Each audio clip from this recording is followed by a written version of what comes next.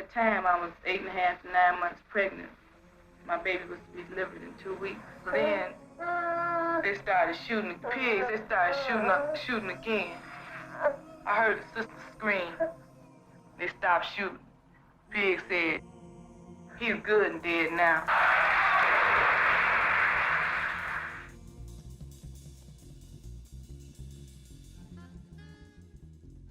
Tear gas is stone. Here's your water and your mask. Keep this on you.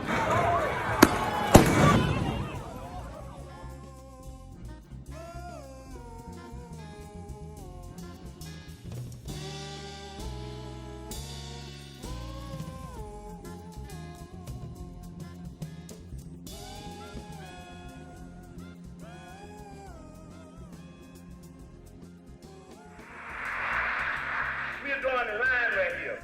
Pigs will come no further. They are not going to make us retreat. We're going to have somewhere, no matter how far we run, no matter how long we have to run.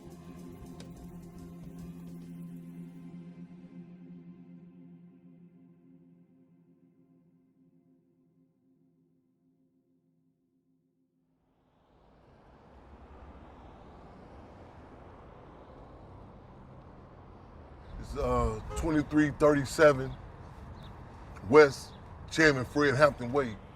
But this is, for all practical purposes, this is one of our ground zeros, one of our September 11 stories,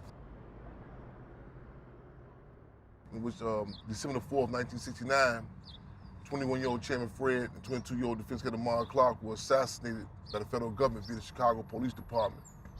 The first prenatal care that I received, as opposed to doctor's stethoscope, was the Chicago Police Department's revolver being placed on my mother's pregnant, protruding belly.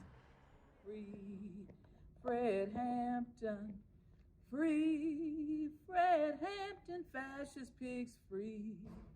Fred Hampton, we need our warrior beside us. Free Fred! For the people's love for Fred Hampton is lovelier than lovely.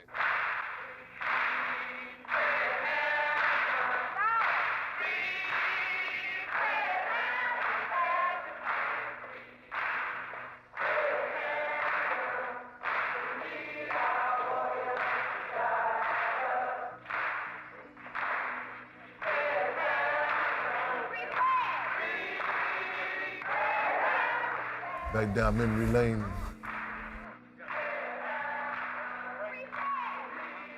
Sinking in, you know what I'm saying? Trying to wonder which steps did he take in here. Man.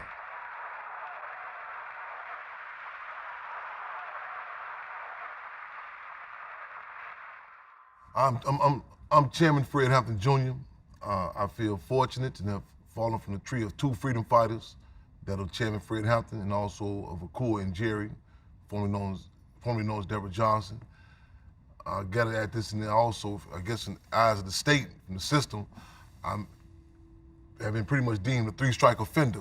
One, for just simply being African. Two, for being the son of Chairman Fred and Akua and Jerry. And three, for continuing to fight for the liberation of our people. My government name is Deborah Johnson. I was given the name Akua and Jerry. I insist on him being addressed as Chairman Fred. That wasn't just something we called him because we liked him or he was a nice person or our buddy. We were a structured organization where people had positions and respected, like you going to church. And people say, well, what made the Black Panther Party stand out? Black people, you know, some people say, well, they had leather jackets. Now I said, well, you know, the Hells Angels had leather jackets. The deal is, the Black Panther Party was an organization that stood up on its own terms, that fought for that precious entity, self-determination.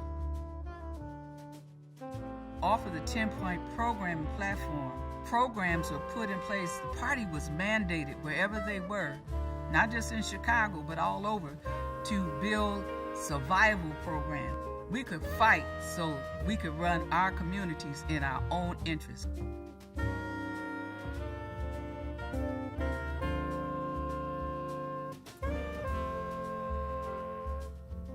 The Hampton House, when we talk about, you know, it's not just relegated to, in a subjective way to just about Chairman Fred. The Hampton House is an edifice, is a building for the history of Chairman Fred, the Black Panther Party, the people in general, humanity, history of resistance, history of contradictions, again, and it's ongoing. It's not just talk, it's theory and practice. This is literally right next door to the childhood home of Chairman Fred Hampton. One of the survival programs, the Black Panther Party Cubs, the Satan Hampton House also that we have going on. I think it's imperative that we put it in context of the before and after. Free them all. Heads up, eyes open, the fists clenched. You know how we do this? We are literally, matter of fact, before we go inside, scan the hallways, because we see this is history. The outside of the Hampton House, the inside of the Hampton House, from the elementary school he attended to paintings and murals. This is my favorite picture right here of me. And my arrest picture when I was pregnant. They had snatched me with you in my belly out of the house, out of our house at 2337 West, now known as Chairman Fred Hampton Way. And this is how they had me stand for my, what they call a mugshot. Yes, this is the last generation of people that were involved in the Black Panther Party can teach about that period. So this handed down generation to generation, so we don't pass down a legacy of shaking in our boots and scared to fight back. The purpose of this thing is to make power to the people a reality. You probably won't see it in this time, but we have to keep fighting. But we talking about the masses of Black people, poor and oppressed people, having control over their own lives. What's good for the family may not always be good for the community. But what's good for the community is good and will benefit the family. Our position is that the Hampton House will serve education not in a way that, in a real deal sort of way.